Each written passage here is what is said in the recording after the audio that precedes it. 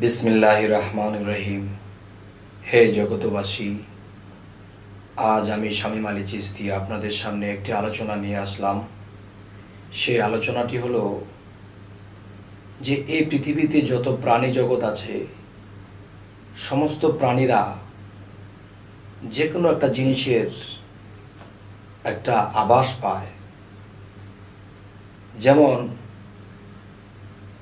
আমরা বলে থাকি যে আমরা সর্বশ্রেষ্ঠ জাতি, আমরা মানব জাতি, আমরা আশরাফুল মাখলুকাত, আমরা শ্রেষ্ঠ,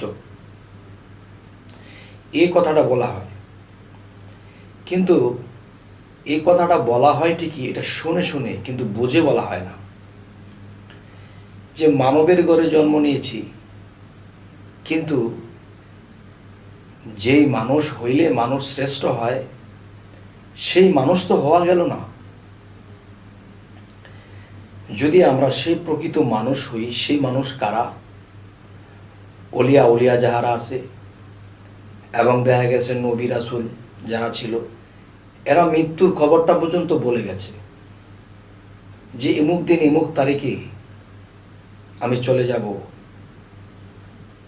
তো এখন বিষয় হলো, এই কথাগুলো তারা বলে গেছে, বহু বহু আউলিয়ার বেলায় তা সঠিক হয়েছে। তাহলে যার মৃত্যুর খবর সে বলে যেতে পারে, সে পিছনের এবং সামনের কিছু বলে যেতে পারে, তাদেরকেই তো শ্রেষ্ঠ মানুষ বলা উচিত।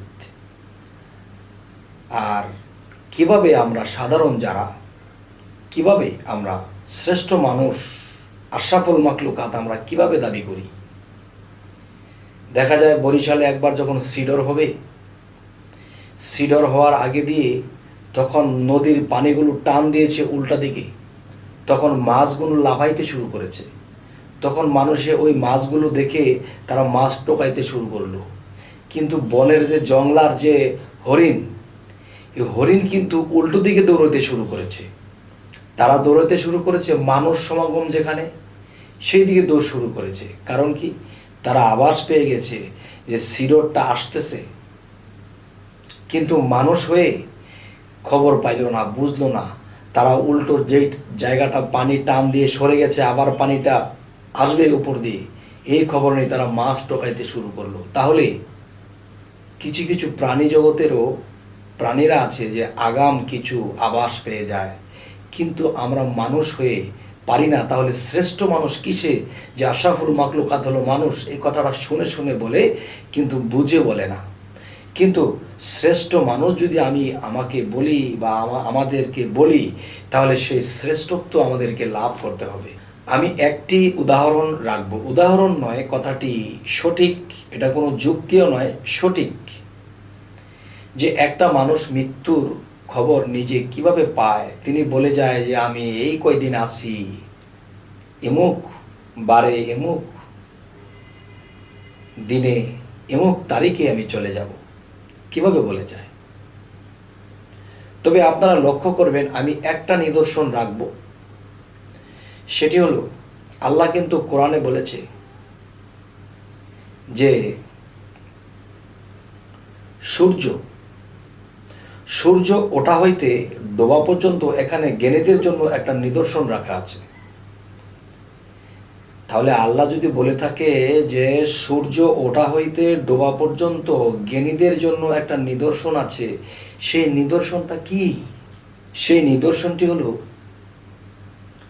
একটা মানুষ যখন জন্ম নেয়, তখন নতুন বা শুরু যে একটা বিষয়, যে নতুন সূর্যের উদয়।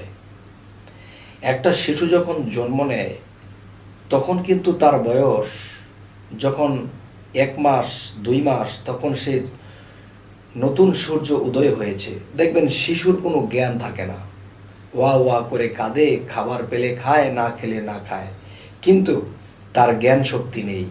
আর জ্ঞানেরই আরেক নাম বলা হয়েছে জ্ঞানের আলো। তো এখন যে কথাটা বোঝাইতে চাইতেছি, যে একটা শিশু যখন জন্ম নেয়, তখন নতুন সূর্যের উদয়। শিশুর যেমন জ্ঞান নেই, তেমনি নতুন সূর্যটার কোনো আলোর তাপমাত্রা নেই।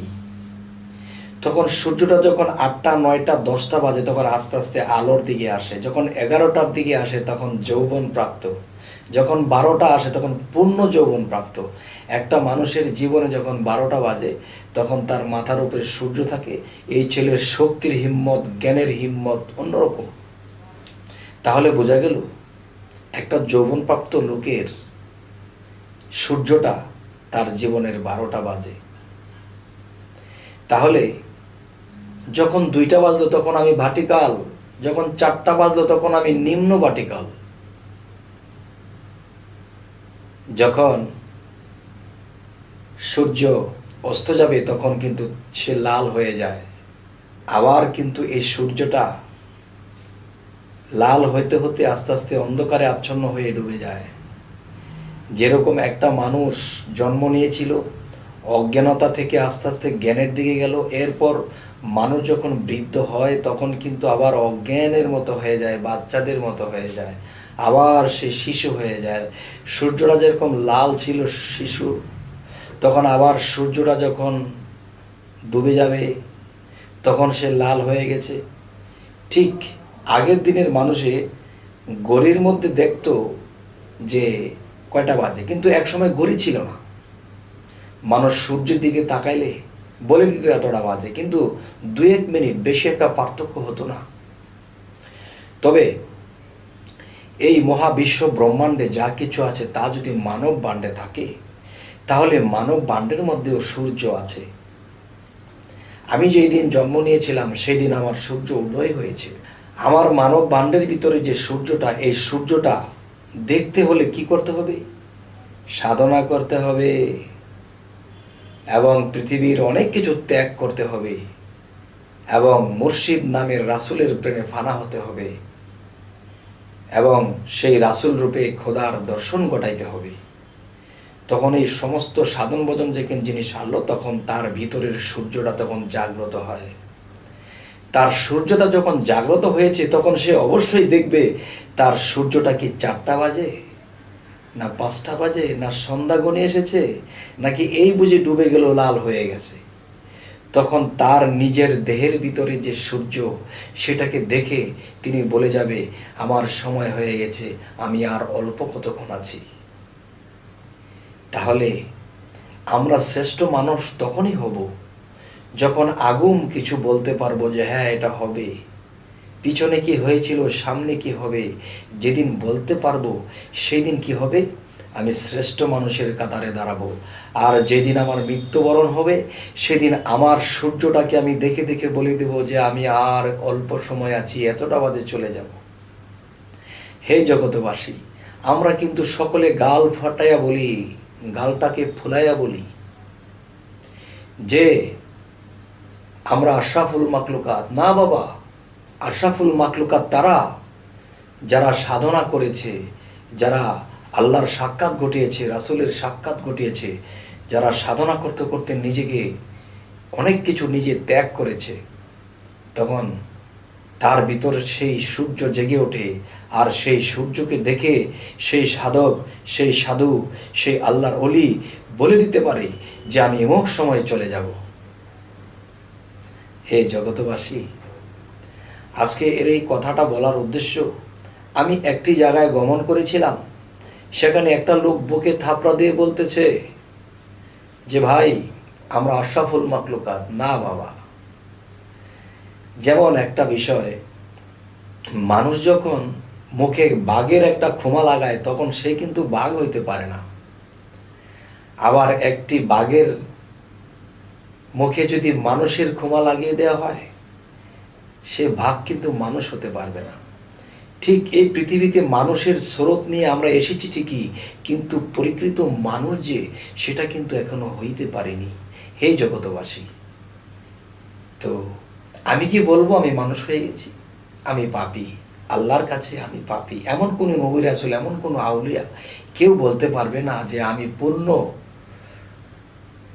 আমি পাপ থেকে মুক্ত, আমি পূর্ণ নিষ্পাপ। এ কথা কেউ বলতে পারবে না। যদি নিষ্পাপ থাকেও তবুও নিজেকে পাপী বলবে, তখনই তো আল্লাহ খুশি হয়। দেখো রে, সে এত নিষ্পাপ মানুষ তবু নিজেকে পাপী বলে। হে জগতবাসী, আজকের এই কথাগুলোর মূল উদ্দেশ্য এটাই যে আমরা শ্রেষ্ঠ মানুষ তখনই হব যখন সাধনা করব, মুর্শিদের দেওয়া সাধনাগুলো করব, জীবনে অনেক খারাপকে ত্যাগ করে দেব এবং ধ্যানের দেশে ডুবে যাব। এরপরে রাসূলকে পাবো, রাসূলের সঙ্গ ধরে আমি আল্লাহর বাড়ি যাব।